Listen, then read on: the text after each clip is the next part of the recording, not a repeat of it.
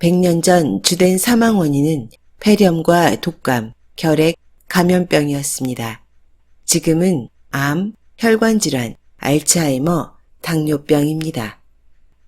이러한 만성질환들을 일으키는 범인은 무엇일까요? 바로 인슐린 저항성입니다.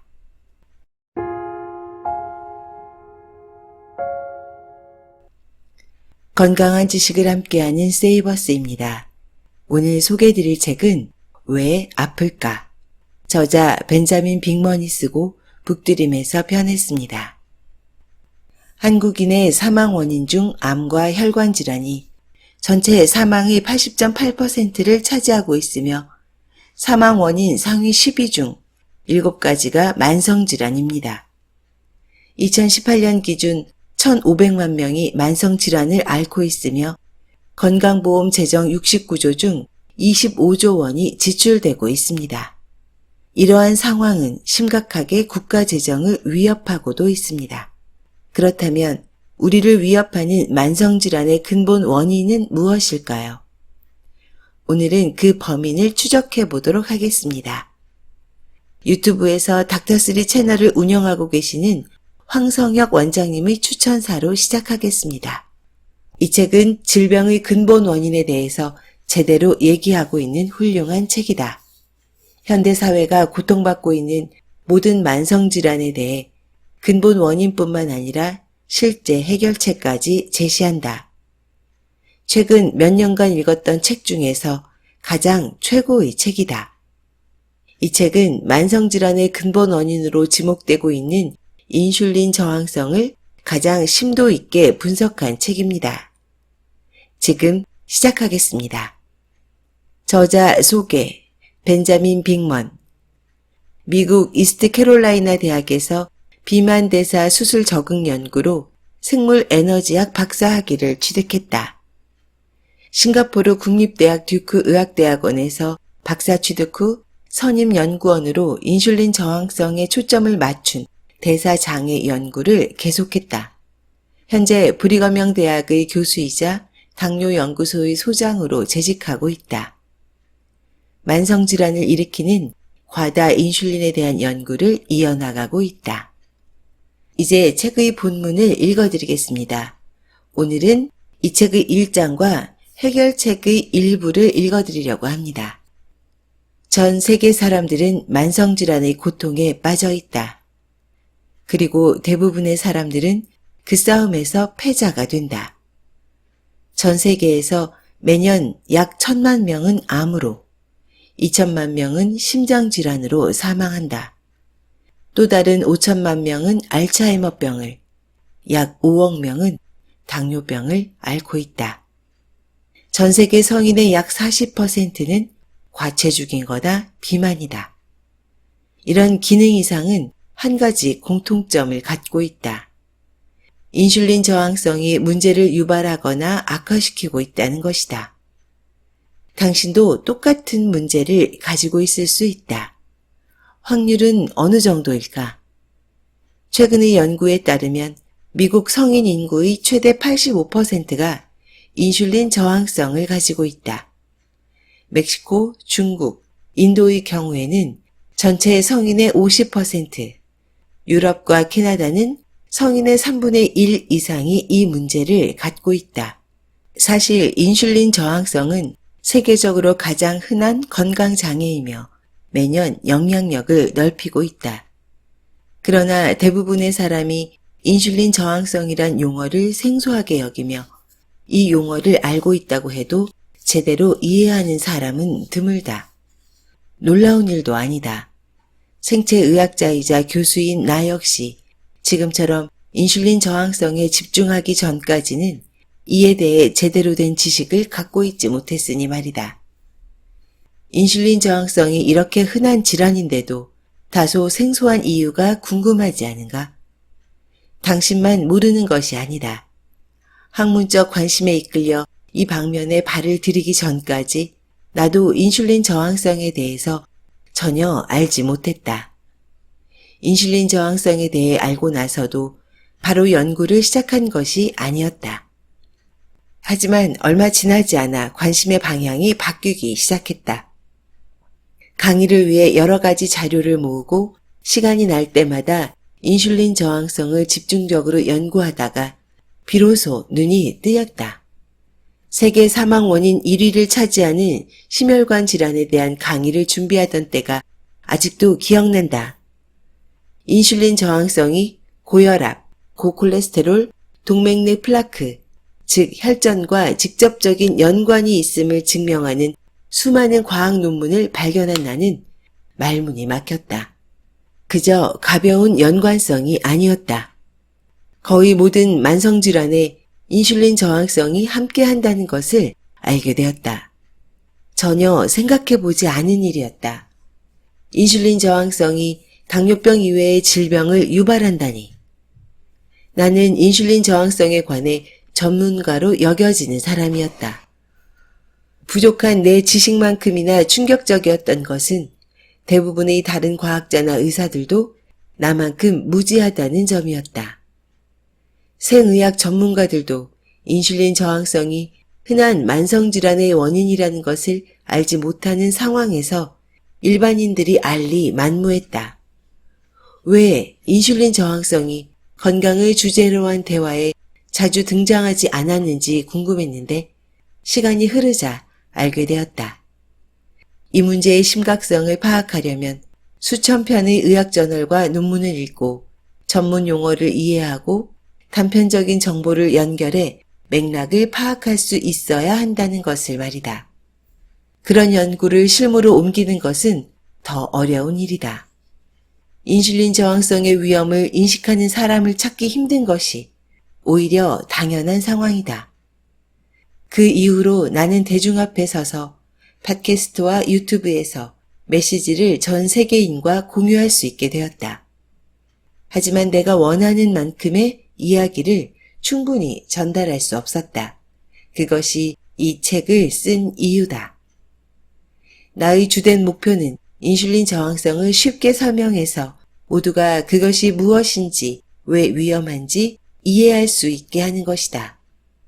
나는 생활 양식의 변화를 통해 인슐린 저항성을 예방해서 병원 처방이 따로 필요 없어지는 단계를 가르치고자 한다. 이 책의 기반이 된 연구자료는 100년에 걸쳐 이 문제를 연구해온 전 세계 수백 개의 연구소와 병원이 수행하고 발표한 것이다. 내가 이 책에 쓴 내용은 단 하나도 나만의 의견이 아니다. 모두가 기존에 발표되어 의학 전문가들에게 검토를 받은 과학적 근거를 두고 있다. 이미 언급했듯이 많은 의학 전문가들이 인슐린 저항성이 얼마나 흔한지, 그것이 어떤 문제를 유발하는지, 가장 중요하게는 인슐린 저항성을 어떻게 확인하는지 알지 못한다.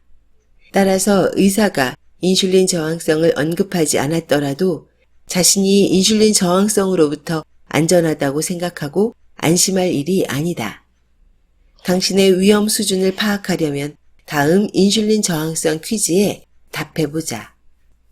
복부에 지방이 많은가? 혈압이 높은가? 심장병 가족력이 있는가? 혈중 중성지방 수치가 높은가? 몸이 잘 붓는가? 목, 겨드랑이, 기타 부위에 피부 착색이나 쥐젖이 있는가?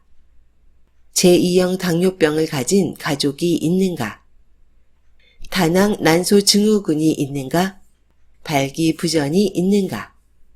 이 모든 질문이 인슐린 저항성과의 관련성을 드러낸다. 한 개의 질문에라도 예라고 답했다면 인슐린 저항성이 있을 가능성이 높다. 2개 이상의 질문에 예라고 답했다면 인슐린 저항성이 있는 것이 거의 확실하다. 이 두 경우에 해당한다면 당신에겐 이 책이 필요하다. 이 책을 읽고 세상에서 가장 흔한 이상 증상에 대해 왜 이 병이 이렇게 흔한지, 왜 주의를 기울여야 하는지, 당신이 할 수 있는 일은 무엇인지 배워야 한다. 당신의 건강을 다른 시각에서 봐야 할 때가 왔다. 지금부터는 저자가 제안하는 여러 해결책 중 식단에 대해 읽어드리겠습니다. 지나치게 많은 인슐린이 인슐린 저항성의 주된 동인이라는 것을 알면 해법의 과정은 바로 탄수화물 제한이다. 그 과정은 다음과 같다. 탄수화물을 적게 먹는다. 혈당이 떨어진다. 혈중 인슐린이 떨어진다. 인슐린 민감성이 개선된다. 인슐린이 낮아지면 인슐린 장치의 일종의 재설정이 이루어진다. 우리가 먹는 음식의 연관성을 명확하게 이해하려면 각각 영양소의 영향을 확실히 알아둘 필요가 있다. 단백질은 약한 인슐린 분비를 유발한다. 반면에 탄수화물은 눈에 띄는 인슐린의 증가를 가져온다. 탄수화물의 종류와 섭취한 사람의 인슐린 민감성에 따라서 급증의 정도와 지속기간에는 큰 차이가 있지만 대략 10배 정도 증가한다. 지방은 인슐린 분비를 전혀 유발하지 않는다. 따라서 인슐린 분비 폭증인자인 탄수화물, 특히 정제 탄수화물을 제한하고 단백질과 지방, 비정제 탄수화물을 늘리는 식단이 인슐린 민감성을 개선하는 방법일 것이다. 1800년대 초중반에 서유럽 전역에서는 당뇨와 체중 조절을 위해서 탄수화물을 제한해야 한다는 것은 기정사실이었다. 그런데 어떤 이유로 인슐린 저항성과 제2형 당뇨병이 있는 사람들이 지방을 피하고 전분을 먹어야 한다는 지금의 조언으로 대체되었는지는 정말 의문이다. 어쨌든 지침은 변화해왔다. 1900년대 초중반까지 당뇨병에 대한 지침은 빵, 시리얼, 설탕 등을 엄격히 제한하고 고기, 달걀, 치즈 등을 허용하는 내용이었다. 그러나 불과 수십 년 만에 고기, 달걀 등을 금하고 빵과 시리얼을 먹게 하는 것으로 변화했다. 이로 인해 우리는 50년 전보다 지방을 적게 섭취한다. 이 변화된 지침이 옳았다면 인간이 더 건강해졌어야 하는데 지방을 멀리하고 탄수화물 권장 식단을 하는 동안 오히려 인슐린 저항성이 폭발적으로 증가했다. 1990년대 이후의 임상 연구는 탄수화물 제한이 인슐린 저항성을 예방하거나 개선한다는 설득력 있는 증거를 제공해왔다. 실제로 피험자의 식단에 변화를 주는 임상 기반 연구들을 살펴보면 절대 다수의 연구에서 탄수화물 제한을 지지하고 있다. 식사 개입을 기반으로 하는 연구들은 어떤 식단이 인슐린 저항성에 가장 좋은가라는 질문에 확정적인 답을 줄 수 있기 때문에 훨씬 우월하다. 한 연구는 과체중인 중년 남성 여성 수백 명을 대상으로 이루어졌다. 피험자들은 2년 동안 1. 칼로리 제한 저지방 식단 2. 칼로리 제한 보통 지방 식단 3. 칼로리 무제한 저탄수화물 식단 세 가지 중 하나를 배정받았다. 연구 결과 세 번째 칼로리 무제한 저탄수화물 식단은 체중 감소가 가장 컸을 뿐 아니라 인슐린 수치를 낮추고 인슐린 저항성을 가장 많이 개선시키는 데 도움을 주었다. 탄수화물을 극단적으로 적게 섭취하는 식단을 보통 케톤식이라고 부른다. 이런 이름이 붙은 것은 신체 내에서 영양물질 대사에 미치는 효과 때문이다. 구체적으로 이런 식단은 케톤 생성을 증가시키는데 간이 지방을 분해하는 과정에서 생기는 에너지 분자를 케톤이라고 한다. 또 이 케톤체가 증가하는 상태를 케토시스라고 부른다.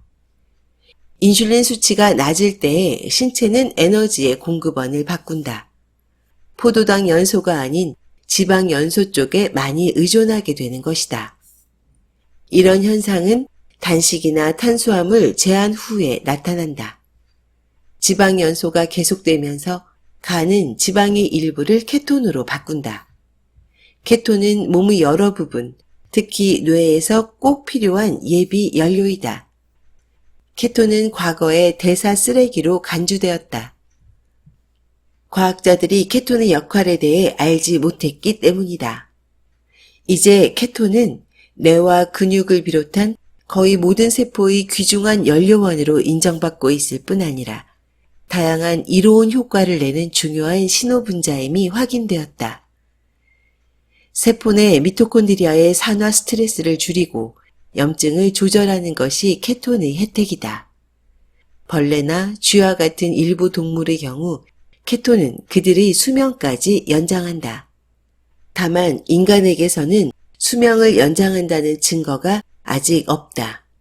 우리 연구실의 연구를 통해서는 케톤이 건강한 베타세포와 근육세포의 미토콘드리아 기능을 촉진한다는 것이 발견되었다. 케톤은 신체 내 에너지 대사에 흥미로운 옵션을 제공한다. 케토시스 상태는 신체로 하여금 에너지를 저장하거나 이용하는 대신 낭비하게 만든다. 케톤은 몸에서 에너지로 사용될 수도 있지만 소변이나 호흡을 통해 배출될 수도 있다.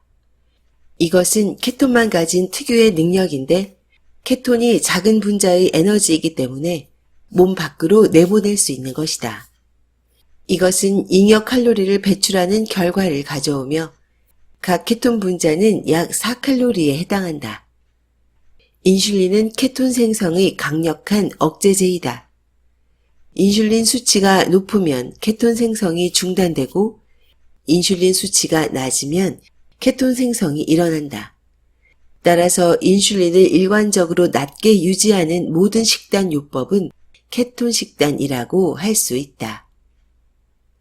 지금까지 벤자민 빅먼의 왜 아플까를 읽어드렸습니다. 저는 이 책을 구입하고 단숨에 읽었습니다. 300페이지가 넘는 만만치 않은 분량이었지만 저자가 이야기하는 내용에 깊이 공감했기 때문입니다. 저는 3, 4년 전부터 겨드랑이와 목 주위에 쥐젖이 생겨났습니다. 또한 얼굴에 셀 수 없는 점들이 생겨났습니다. 속으로 유전인가 아니면 노화의 과정인가 라는 생각을 하면서 대수롭지 않게 여겼습니다. 피부과에 가서 간단한 시술을 통해 쥐젖과 점들을 제거했습니다. 하지만 시간이 흘러 쥐젖들은 잡초처럼 다시 생겨났습니다. 지금은 이런 증상들의 원인이 무엇인지 알고 있습니다. 이 채널을 꾸준히 들어오셨다면 여러분들도 아실 겁니다. 그 이유는 바로 당뇨병 때문이었습니다. 당뇨병의 근본 원인은 바로 인슐린 저항성과 고인슐린 혈증입니다. 이 책은 제가 본 건강 관련 서적 중에서 인슐린 저항성에 대해 가장 구체적이며 체계적으로 알려주고 있습니다. 의학 논문의 내용이 계속되기 때문에 좀 지루하게 느껴질 수도 있습니다. 하지만 저는 끝까지 흥미롭게 읽었습니다. 저자가 지적한 인슐린 저항성 퀴즈를 다시 읽어보겠습니다. 복부에 지방이 많은가? 혈압이 높은가? 심장병 가족력이 있는가? 혈중 중성지방 수치가 높은가? 몸이 잘 붓는가? 목, 겨드랑이, 기타 부위에 피부 착색이나 쥐젖이 있는가? 제2형 당뇨병을 가진 가족이 있는가? 다낭 난소 증후군이 있는가? 발기부전이 있는가? 저자의 질문 체크리스트에 제가 생각하는 중요 질문도 추가해 보겠습니다. 피로감을 많이 느끼는가? 50견과 같은 근육통이 생겼는가? 시력이 저하되었는가? 잇몸염증, 즉 치주염이 발생했는가? 상처가 잘 아물지 않는가? 소변을 자주 보는가? 피부질환이 생겼거나 가려움증이 있는가? 위 질문들은 인슐린 저항성이 본격화될 때 나타나는 증상들입니다. 어떻게 아냐고요? 제가 직접 경험했던 증상이기 때문입니다. 이러한 질문에 하나라도 예스라고 답하신다면 지금 인슐린 저항성 상태에 있는 겁니다. 만약 몸의 이상 신호를 감지하셨다면 그것은 불행이 아니라 행운입니다. 몸의 이상 신호를 지금이라도 자각했기 때문입니다. 저는 인슐린 저항성을 자각하면서 과거보다 훨씬 활기차고 건강해졌습니다. 이 책을 진심으로 추천드립니다. 지금까지 건강한 지식을 함께하는 세이버스였습니다. 여러분의 건강한 삶을 응원합니다. 감사합니다.